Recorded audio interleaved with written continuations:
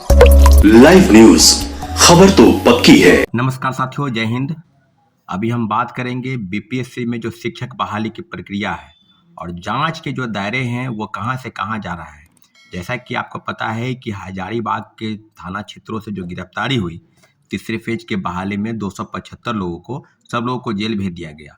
और आरोपी जो हैं विशाल चौरसिया और विजेंद्र गुप्ता, दोनों के बयान को आप मैचिंग कराएंगे तो इतना जरूर है, आपको कुछ देखने को मिल सकता है। आप समझ लीजिए कि जांच के दायरे में विजेंद्र गुप्ता ने जो बयान दिया, उस बयान को आप थोड़ा ठीक से समझेंगे तो यह पाएंगे कि विजेंद्र गुप्ता का प्लान, जो बयान था वो प्लांटेड था। उसको कहीं ना कहीं ये समझाया जा रहा था कि आपको यही बोलना है, तुमको यही समझाना है। और देखिए, प्रेस के सामने जो उसने जो कन्फेस किया, सब मामलों पर आप तहकीकात करेंगे तो इतना जरूर है कि सब मामलों पर उसने पूरा मामला विशाल चौरसिया पर लाकर थोप दिया। और पुलिस को उन्होंने कहा कि पुलिस अगर हमसे जांच पूछेगी तो हम बताएंगे कि इस मामले में किस मंत्री की संलिप्तता, किस कोचिंग इंस्टीट्यूट की संलिप्तता या कौन कौन इसमें सरगना है। और उसने सब चीज़ पर कहा है। उसने ये भी कहा कि एग्रीकल्चर का पेपर जो 1 या 2 मार्च को हुआ है, उसमें भी पेपर लीक था। 64वीं से लेकर 69वीं तक सिविल सेवा की जो परीक्षा बीपीएससी कंडक्ट कराती थी, सब मामलों पर क्वेश्चन पेपर जो है सिक्योर प्राइवेट कंपनी को छापने के लिए दिया गया ठेका, वो सब बीपीएससी के अधिकारियों और कर्मचारियों की मिलीभगत का परिणाम था। तो अब जो बातें ये हो रही है कि क्या बीपीएससी के पूर्व चेयरमैन अतुल प्रसाद की भूमिका को लेकर या कर्मचारियों की भूमिका को लेकर, या जो मामले बिल्कुल आगे की तरफ बढ़ रहे हैं। आर्थिक अपराध इकाई ने कहा था कि होली में छुट्टी के दौरान ही हम सब जांच को आगे बढ़ाएंगे, जांच कहीं से भी रुकने वाला नहीं है।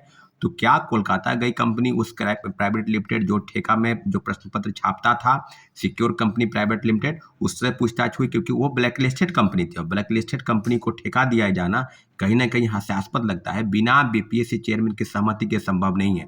मैं बार बार बोल रहा हूं कि TRE 1 से लेकर TRE 2 तक जितने भी जांच है, जितने भी जांच का दायरा है, वो सप्लीमेंट्री रिजल्ट के नाम पर धोखा होना, उम्र नहीं बढ़ाया जाना, आपको भाषा की अर्हता के लिए जो क्वेश्चन पेपर है उसमें बदलाव लाना, पहले TRE 1 में शिक्षक बनने के लिए भाषा का जानकार होना, TRE 2 में जानकार नहीं होना, कई चीज़ें नियम के बीच में से खेल बदले गए, कई चीज़ के प्रावधान हटाए गए, लगातार ट्वीट हो रहा था। और ट्वीट भी ऐसा कि आप समझ नहीं पाइएगा, लगभग दार्शनिक की तरह ट्वीट हो रहा था। अब पूर्व चेयरमैन, आज उनको ट्वीट करने की जरूरत है कि क्या आपके रहते हुए TRE 1 से लेकर TRE 2 तक जो घपलेबाजी, जो सौदेबाजी हुआ, उसका जिम्मा कौन लेगा। अभी जिस प्रकार की बातें हो रही है, आर्थिक अपराध इकाई की जांच कहाँ पर चल रही है, क्या हो रहा है, क्योंकि कहीं ना कहीं इसमें बड़े लोगों की बिना भूमिका के इस तरह का खेल नहीं हो सकता है। आपको याद होगा इसके पहले 67वीं पेपर लीक हम लोग लगातार बात करें तो उसमें रंजीत रजक का भी नाम आया था, जो DSP पद पर। उसने अपने परिवार के 4 लोगों को सिविल सेवा की परीक्षा पास कराई बीपीएससी, और उसके बाद उसने कई चीज़ें, कई अफकोर्स संपत्ति बनाई, उसकी गिरफ्तारी हुई। वो कोर्ट में जाने के बाद उसको तुरंत थोड़ा दिन के बाद बेल मिल गया। तो यह पुलिस के कारनामे भी काफ़ी अचंभित हैं। वो कोर्ट में जो डायरी पेश करते हैं उसमें लेट लतीफ़ी लगाता है, उसमें जो लिखता है उसमें भी कमी देता है ताकि उसको बेल आसानी से मिल सके। रंजीत, IAS रंजीत का नाम आ रहा था, उसको भी छोड़ दिया गया, उस पर भी जांच काफ़ी आगे तक नहीं बढ़ी, वो भी गुजरात चले गए। सब मामले पर आप देखेंगे तो कहीं न कहीं कई लोगों की संलिप्तता और भूमिका की जांच होनी चाहिए थी, परंतु हुआ कुछ नहीं। कई लोगों की गिरफ्तारी हुई, उसी के साथ ही कृष्णमोहन सिंह के साथ उसकी बातचीत जो है वो लगभग 18-19 बार बातचीत हुई। परीक्षा के 2 दिन पहले, परीक्षा के दिन भी। तो आप समझ लीजिए ना भाई कि किस संदर्भ में बातचीत हुआ होगा। तो साथियों, अब जो बातें ये हैं कि हम लोग इंतजार करेंगे आर्थिक अपराध इकाई की रिपोर्ट का, कि आर्थिक अपराध इकाई क्या बीपीएससी के अधिकारियों और कर्मचारियों से पूछताछ की जाने की जरूरत नहीं थी, या अगर 67वीं पेपर लीक के जो मुख्य आरोपी थे, कभी पिंटू यादव का नाम आ रहा था, कभी IAS रंजीत का नाम आ रहा था, कभी रंजीत रजक का नाम आ रहा था, तो मुख्य सरगना कौन है और जांच का दायरा कहां तक बढ़ेगा, इस मामले में अभी तक उस बात की जो पुष्टि नहीं हो पाई, और मामले को मुझे लगता है कि रफा दफा कर दिया गया। अभी फिर जांच का दायरा विशाल चौरसिया से लेकर विजेंद्र गुप्ता तक आ चुका है। अब कई मंत्री का नाम सामने आ रहा है।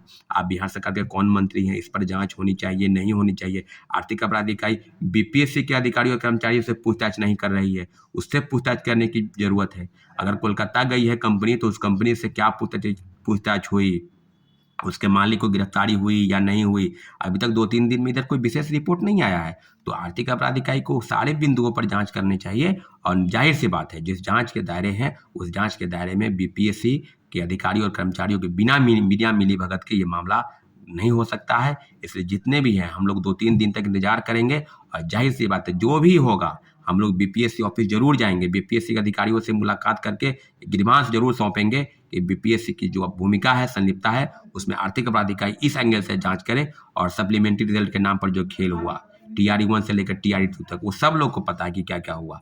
टीआरई 1 में मात्र 4700 रिजल्ट भेजा गया सूची और 2773 लोगों का रिजल्ट आया। टीआरई 2 में भी वही हुआ। 14,700 पर पूरक परिणाम जारी करने के लिए शिक्षा विभाग ने नोटिस भेजा और लगभग 1 महीना तक हम लोग इंतजार करते रहे।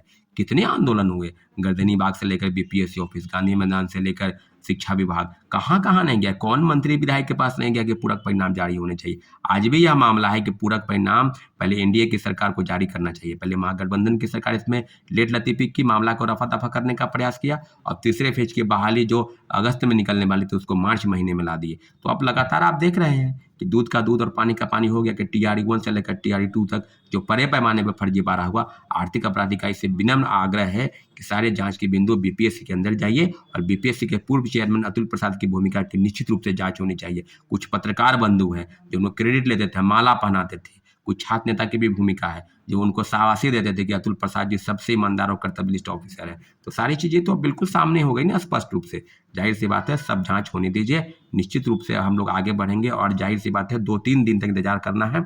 उसके बाद हम लोग निश्चित रूप से बीपीएससी का घेराव करेंगे। जिस तरह की चीजें आर्थिक अपराध इकाई जांच नहीं करना चाहती है हम लोग जांच करने पर विवश कर देंगे और दूध का दूध और पानी का पानी होकर रहेगा। अंतिम से आप विनम्र आग्रह करते हैं कि छात्र अभ्यर्थी की आवाज को बुलंद बनाइए, हमारा साथ दीजिए, हम आगे बढ़ेंगे निश्चित रूप से। साथियों धन्यवाद, जय हिंद।